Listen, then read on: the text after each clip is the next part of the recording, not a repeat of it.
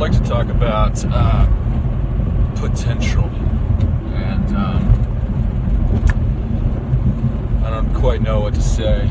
This might be a pretty scatterbrained talk. I'm feeling a little bit afraid around the edges, but it's kind of part of why I want to talk right now. I feel like talking would do me good. Just get my brain spinning in a different orientation or something. Just get some thoughts out. I listened to Paul and Blue Monday and Living Gangsta.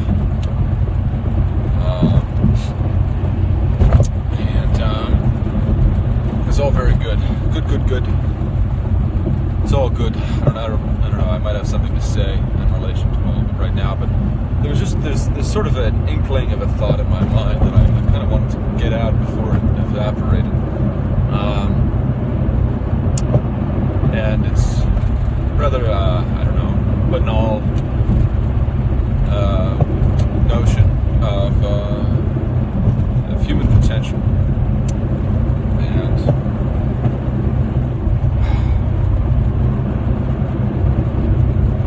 the way it occurred to me is, well, I don't know. I was in a very elevated mood yesterday. I was feeling very good, having a good time with the family. And I started thinking about disappointments and but rather than dwelling on them as disappointments, pure and simple, I started it's like I was able to rekindle a certain amount of hope in things. I wish I could think of an example. Part of what I'm trying to do right now is remember exactly what it was that filled me with such delight.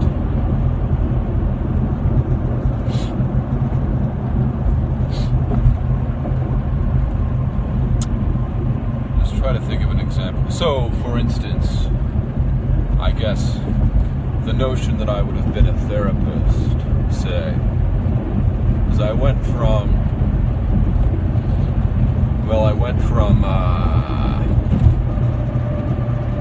school to school. I wanted to make movies. I wanted to do something artistic. I settled on doing therapy as a kind of a compromise with reality, because I saw that I wasn't going anywhere, and it seemed like a practical thing I could do, which would also result in great personal development and gain. I was enamored with Milton Erickson, with the idea of trance and hypnosis, this world at my fingertips. The idea of, unlocking your potential. And when graduate school didn't work out for me, it was like part of me died or something. I feel like I've just been dying for a long time. I get into these such negative spirals where I feel like nothing is of any consequence. And it's all just in vain. Vanity of vanities. All is vanity.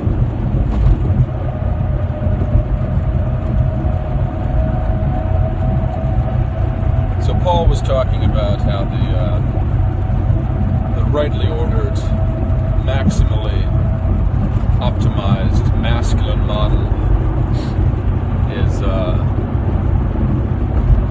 what the Grand Master, I forget what he said, in contrast to the brute, that men have potential to be brutes, but they can also have this spiritualized, actualized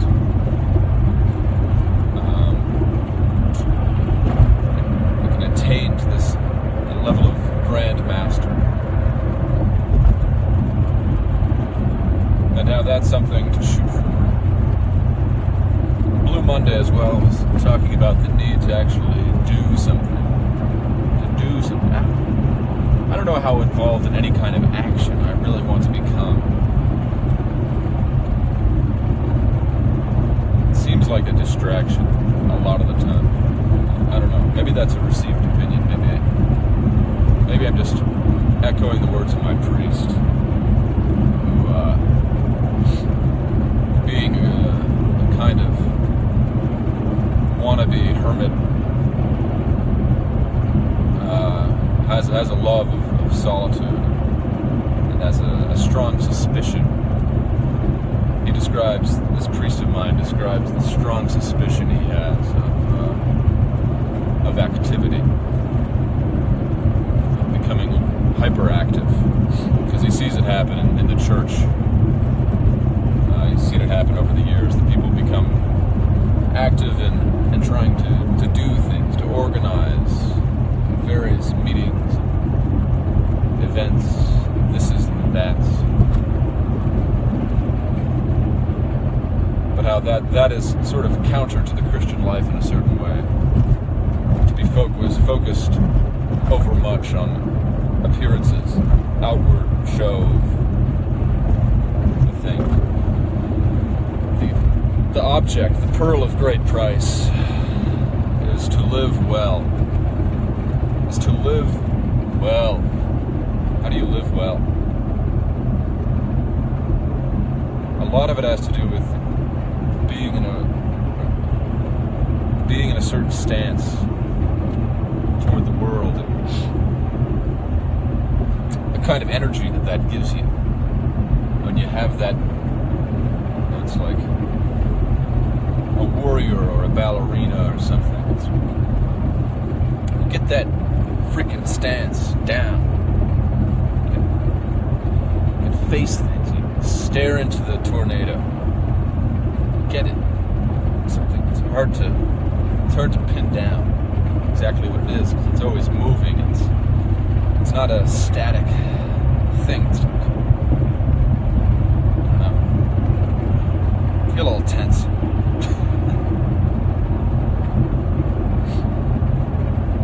And I'm rather stupidly addicted to cigarettes. I'm trying to quit.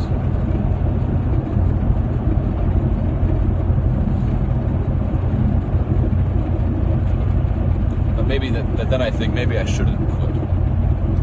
Maybe I should just let it all, just embrace it. Because if you could embrace it, then you could quit it. Again, the idea of a paradoxical intention. I've had a good amount of success with this paradoxical intention with my wife. It seems to be a pretty good life hack.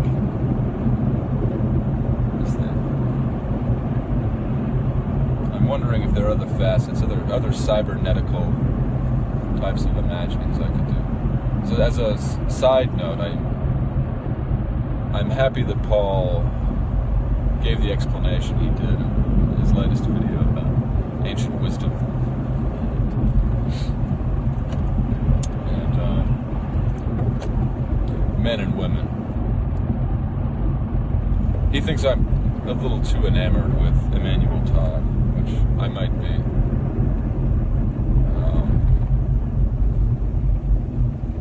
But he's very enamoring. In any case,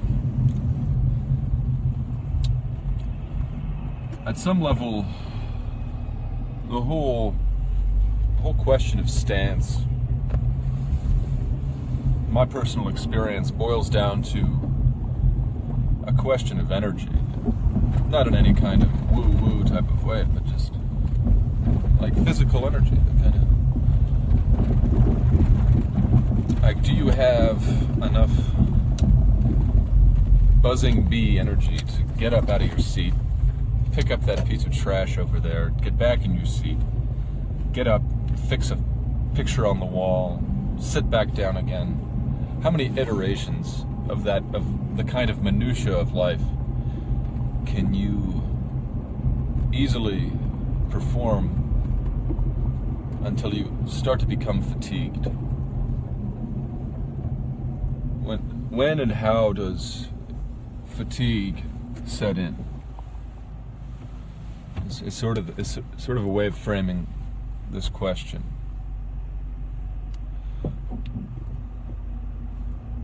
William James, at one point, says that that sleepiness, fatigue, is a kind of illusion. We tend to interpret fatigue as a purely material phenomenon. I'm causing traffic jam by accident.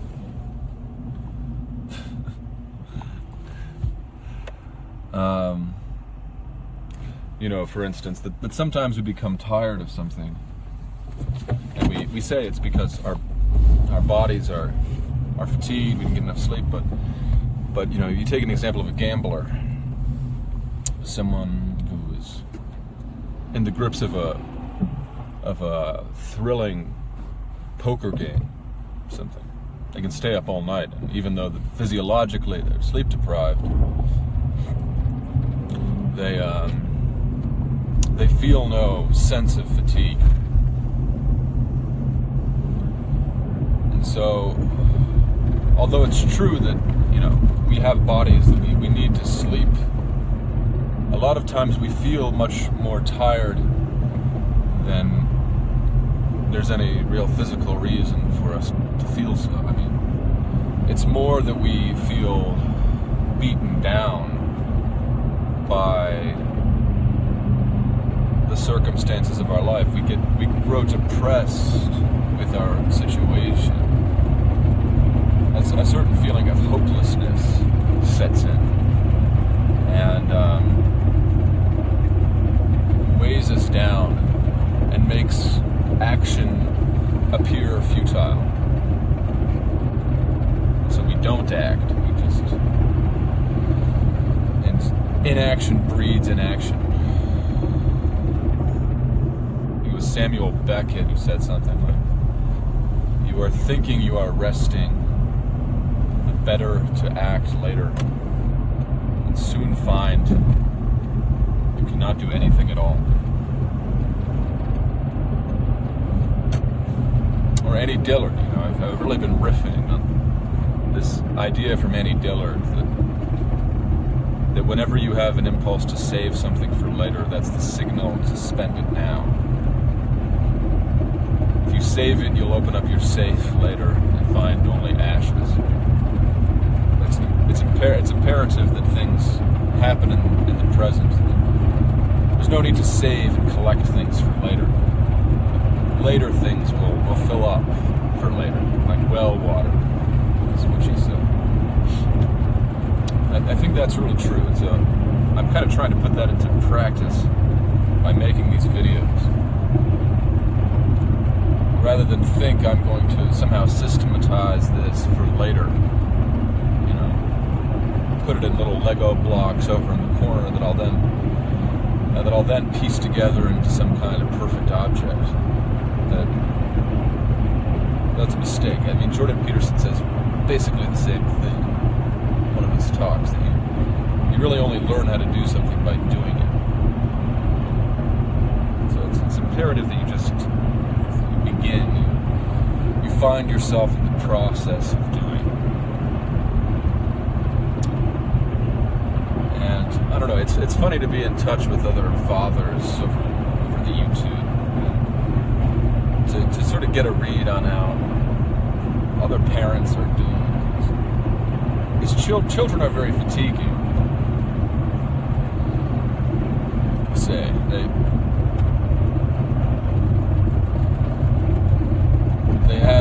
they themselves are indefatigable because everything is new to them. If you can get on that wavelength, it can be very exhilarating to hang out with children and to play with them. If you can be in that spirit,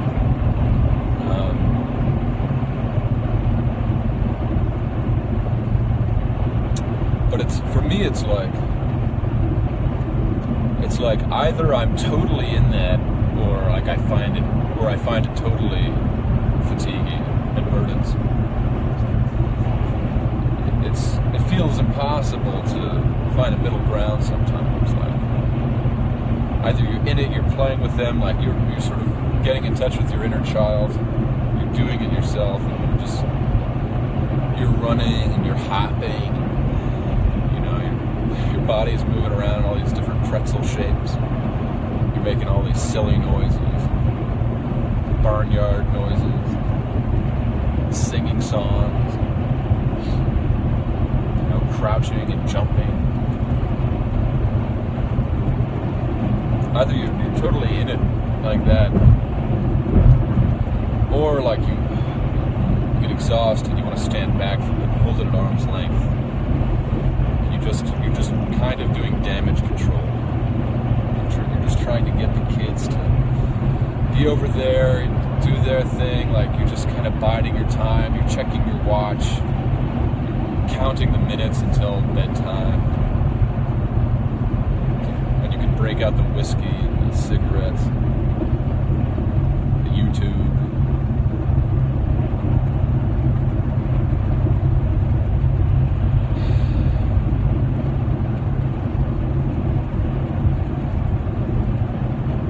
Everything is contained in child rearing.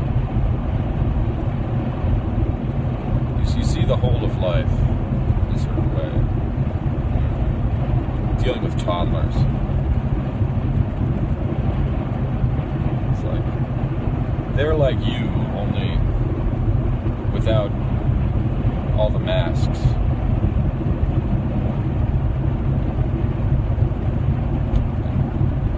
They're just this perfect image of humanity. Unpolluted. There it is. The good, the bad, and the ugly.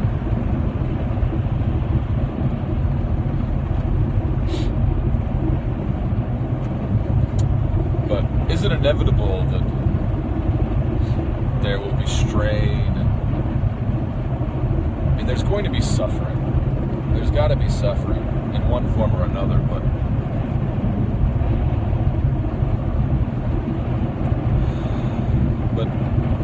finding the joy in the suffering, transmogrifying it. How to do that? How to do that more and more? How to get deeper into it? To welcome it. To put it on like a suit of armor.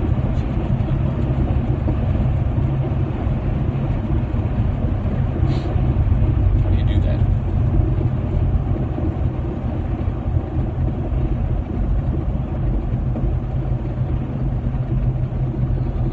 Nietzsche said something like, it's not the intensity of feeling that defines greatness. It's the duration with which you can feel that high feeling, which strikes me as correct. Nietzsche's sense of smell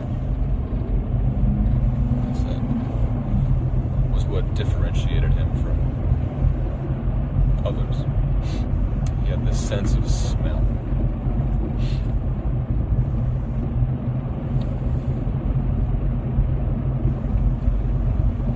Not that he's the perfect model, but he's definitely worth thinking about.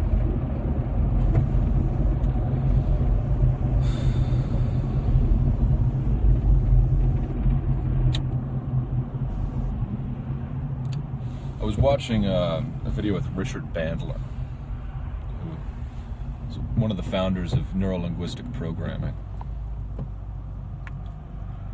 And there's videotapes of him working with schizophrenics that are very interesting.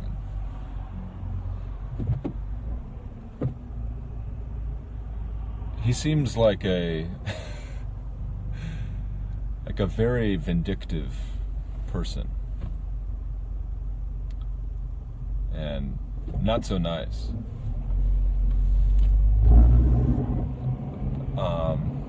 But he has a kind of alluring intensity.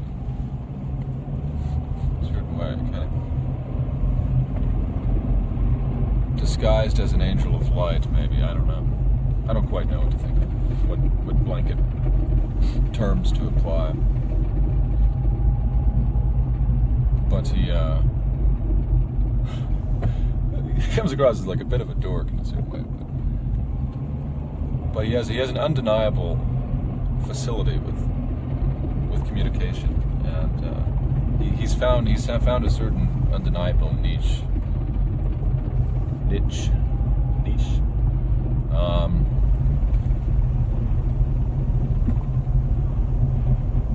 But he seems very vindictive. He alludes frequently to how he takes revenge upon his enemies in very elaborate ways. Something, he makes all these sort of these devilish asides, these Mephistophelian asides. Talks about how when people do him wrong, he gets even and then some. And I've been in that frame of mind before, where I've fantasized in a kind of gleeful way about taking revenge, in the form of like a practical joke, for instance, upon this or that entity, and plotting in that way, like there's a kind of intensity. There's a sort of energy that comes to you when you fill your mind with plans for the future. When you become more future directed, thinking about, and even if none of it ever comes about, but just being in that frame of mind where you are, whether it's good or bad, you get into that state of mind where you're thinking about the future, and in a certain sense plotting, making moves so that things will happen. It gives life a kind of spiciness, a sort of a kind of intrigue that can create a very makes the present moment very exciting. And it seems like certain people live in that world. I mean, maybe it's a little psychopathic or something. People get into this psychopathic frame of mind where they are they're the masters and mistresses of their domain.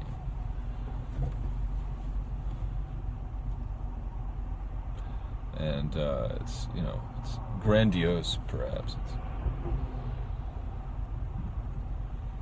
But I don't know. I can't tell if I'm confessing or what exactly it is that I'm trying to do with all this. Do I feel guilty that I have a sense of temptation towards something like this? That I have a kind of thirst for adventure that feels so unsatiated and so unsatiable. Like I think I would really love to be living in some kind of adventure. You know what I mean? To feel like, not that I would have to have mastery over everything, but to just have a palpable sense that I was acting in a drama that had substance, and that I was making, in fits and starts maybe, but was making some kind of measurable effect on the standing order of things. Because I think I find it very depressing, very it feels like death to me to just be in this life and feel like I'm just waiting it out, just whiling away my time. I've got this humdrum office job, I've got a family, I've got this, I've got that. I've had various thoughts and imaginings, various intellectual ideas and concepts. You get interested in the concepts of others, you read books, you do this, you do that. But I think I feel sort of run down and pursued by this kind of predatory feeling of helplessness in the face of it all. Like it's all just in vain. It's all just vanity. And the world is just in the toilet. There's nothing you can do. But it's all futile. It's all a big joke. And no matter what you do, it's all just going to come back and bite you in the ass, and it's just nothing's ever going to change. I'm not saying that, I don't think that's true really, but that's the sense that dogs me, that nips at my heels, sometimes more than my heels.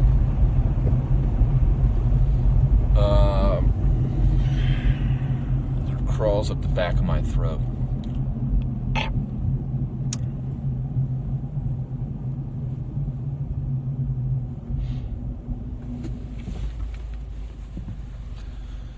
The tragic sense of life.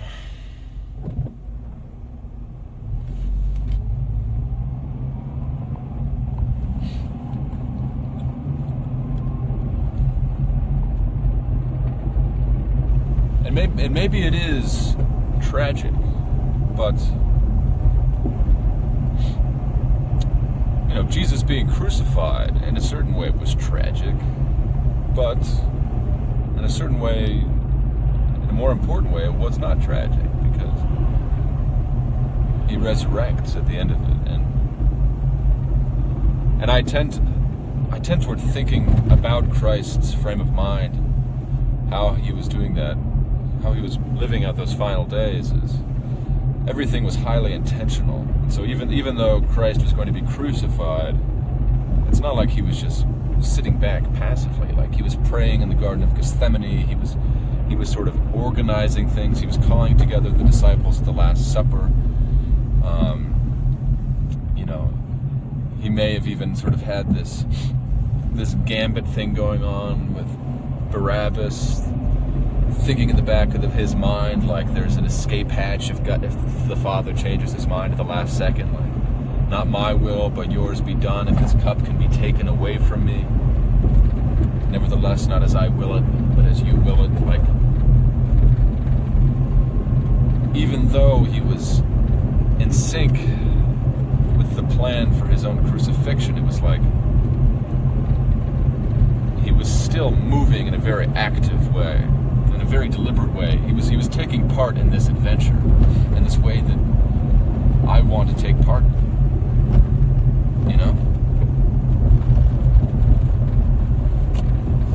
So, like the challenge is you see these sort of inevitable tensions, these things that have to occur. The kingdom will rise against kingdom and nation against nation, and there will be earthquakes and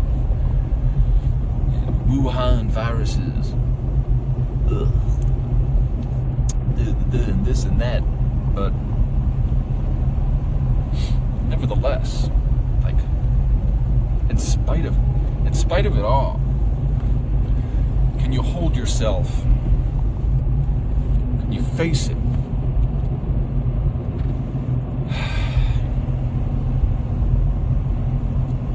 Can you just get freaking in there? You just get in there with it.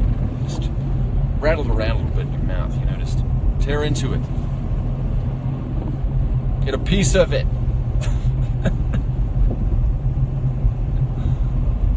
even if you're going to die, even if they're going to kill you, you know?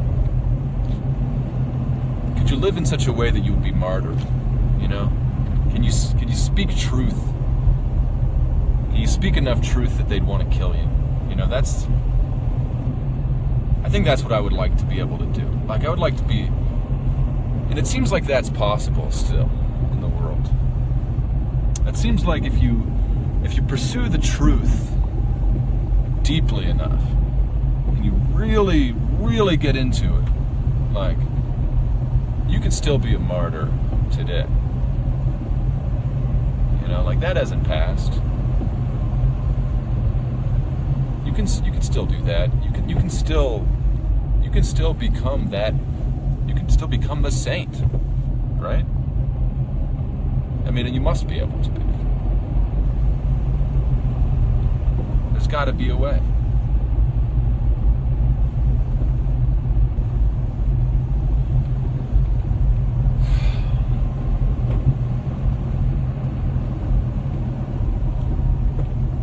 Because if there isn't a way, like, you know, what are we doing? What are we doing here? I don't know. But, I don't know. Maybe it gets too grandiose, you know, maybe humility. Again, you know, you gotta be, gotta be humble. So I just don't know. I don't know. But that injunction to be humble sometimes feels like discouraging. What is true humility like? A lot of saints, a lot of holy men and women weren't, I don't know, they weren't pushovers. We're just a bunch of pussies. I mean,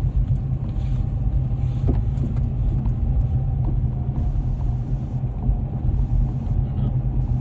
How do you enter into that? Like, maybe it's too late in certain ways. Things pass us by, but if you were to start today, to have new breath breathed into you, could you swing Tarzan style into the storm? It's not clear to me. None of it's clear to me at all. But I just searching because I feel like there's got to be something there.